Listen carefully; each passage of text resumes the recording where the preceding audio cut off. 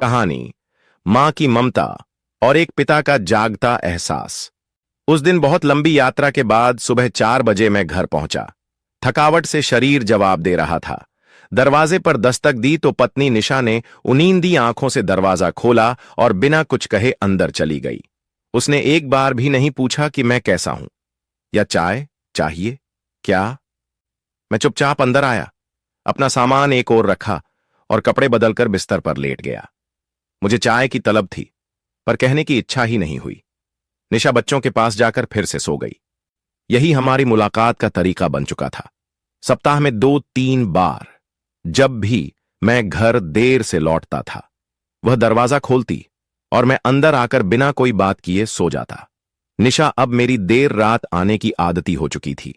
आखिर उसे सुबह जल्दी उठकर बच्चों को तैयार करना होता था, घर संभालना होता था और मैं अपने काम में ही डूबा रहता था। लेकिन आज नींद नहीं आ रही थी। आज मां बहुत याद आ रही थी। वही मां जो 7 महीने पहले इस दुनिया से चली गई थी। मां हमेशा मेरा इंतजार करती थी। जब तक वह थीं, वही दरवाजा खोलती थीं। बहू को कभी परेशान नहीं करती। जब मैं आता, मां दरवाजे पर खड़ी रहती। मेरे अंदर आने तक वहीं खड़ी रहती। जब मैं अंदर आ जाता तो वे ही दरवाजा बंद करती और बिना पूछे ही कहती, राजीव, थक गया, चाय पिएगा। कई बार मैं नहीं कह देता, लेकिन जब हां कहता तो वे निशा को नहीं बुलाती थीं। खुद रसोई में जाती और मेरे लिए चाय बनाकर लाती। जब तक मैं चाय पीता, मां पास बैठी रहती, चुपचाप, कुछ कहती नहीं थीं, बस मेरा चेहरा देखती थीं। मैं चाय खत्म करके अपने कमरे में चला जाता और वे भी अपने कमरे में चली जाती।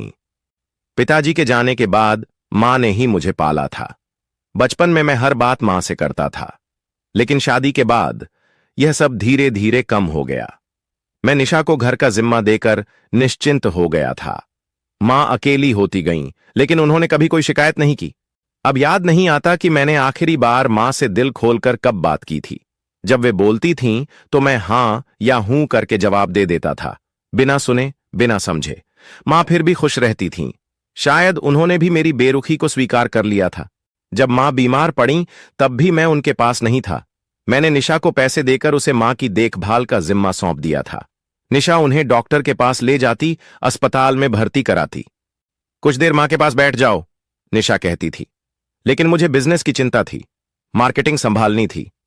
आखिर पैसा भी तो जरूरी है। जब मां अपनी अंतिम सांसें ले रही थीं, तब भी मैं उनके पास नहीं था। निशा ने वीडियो कॉल किया था। शायद मां मुझे देखना चाहती थीं, लेकिन मैं एक जरूरी मीटिंग में था और कॉल नहीं उठा पाया। मां चली गईं और मैंने सिर्फ उनकी अर्थी को कंधा दिया। लेकिन आज अचानक मां क्यों याद आ रही थी? शायद इस यात्रा की वजह से। आज मुझे बस से जाना था, लेकिन मीटिंग इतनी लंबी चली कि मैं देर से पहुंचा और बस छूट गई। किसी ने बताया कि कुछ देर में ट्रेन रवाना होने वाली है। मैंने तुरंत ऑटो पकड़ा और रेलवे स्टेशन पहुंचा। रिजर्वेशन नहीं था तो जनरल डिब्बे में ही चढ़ना पड़ा। भीड़ बहुत थी, लेकिन खिड़की के पास की सीट मिल गई तो खुद को विजेता समझने लगा। ट्रेन चली और मैं बाहर के नजारे देखने लगा। तभी ट्रेन में किसी की आवाज सुनाई दी, अरे, उधर कहां जा रही है? बच्चे को संभाल, इतनी भीड़ में कहां घुस आई? कोई जगह नहीं है। अरे, इस लड़के को हमारे पास मत बिठाना, पता नहीं ठीक है या नहीं। मैंने मुड़कर देखा। 40-45 साल की एक औरत अपने 13-14 साल के बेटे को गोद में लिए खड़ी थी। लड़का मंदबुद्धि लग रहा था। उसने मुझसे कहा, भैया जी, अगर बुरा ना मानो तो अपने बेटे को यहां फर्श पर बैठा लूं। मैंने ऊपर से नीचे तक घूर कर देखा। वह औरत सस्ती साड़ी में थी, सिर पर पल्लू था। उसका बेटा पूरी लंबाई का हो चुका था, लेकिन व्यवहार से छोटा बच्चा ही था। वह गिड़गिड़ाते हुए बोली, बस अगले स्टेशन पर उतरना है। इसे गोद में लेकर खड़ी रहूंगी तो बड़ी मुश्किल होगी। बस थोड़ी देर के लिए फर्श पर बैठा दूं। मेरा मन न करने को था, लेकिन पता नहीं क्यों मैंने चुपचाप अपना बैग उठाया और उसकी जगह बना दी। उसने लड़के को बैठा दिया और खुद भी फर्श पर बैठकर पसीना पोंछने लगी। लड़के ने मां के कंधे पर सिर रख दिया। वह उसे दुलारते हुए बोली, बस बेटा, थोड़ी देर में पहुंच जाएंगे, मेरा प्यारा बेटा, तब तक चुपचाप बैठना। मैं मां बेटे को ध्यान से देख रहा था। तभी मेरी नजर उस औरत की आंखों से मिली। उसने मेरी झिझक को समझकर कहा, भैया जी, ये मेरा बेटा है। थोड़ा बीमार है, लेकिन किसी को परेशान नहीं करता। लोग फिर भी इसे देखकर डरते हैं, इसे अपने पास भी नहीं बिठाते। मैंने पूछा, इलाज क्यों नहीं कराती? उसने उदास हंसी हंसते हुए कहा, इतना पैसा कहां है भैया जी, रोज कमाते हैं तब खाते हैं, इलाज कहां से कराएं? मैंने फिर पूछा, घर में और कोई नहीं? वह बोली, कहने को पूरा परिवार है, सास, जेठ, जेठानी, पति, लेकिन कोई इसे देखता नहीं। जब पता चला कि मेरा बेटा ठीक नहीं तो सबने इसे अनाथालय छोड़ने को कहा, पति ने भी। पर मैं कैसे छोड़ देती? यह तो मेरी ममता की देन है।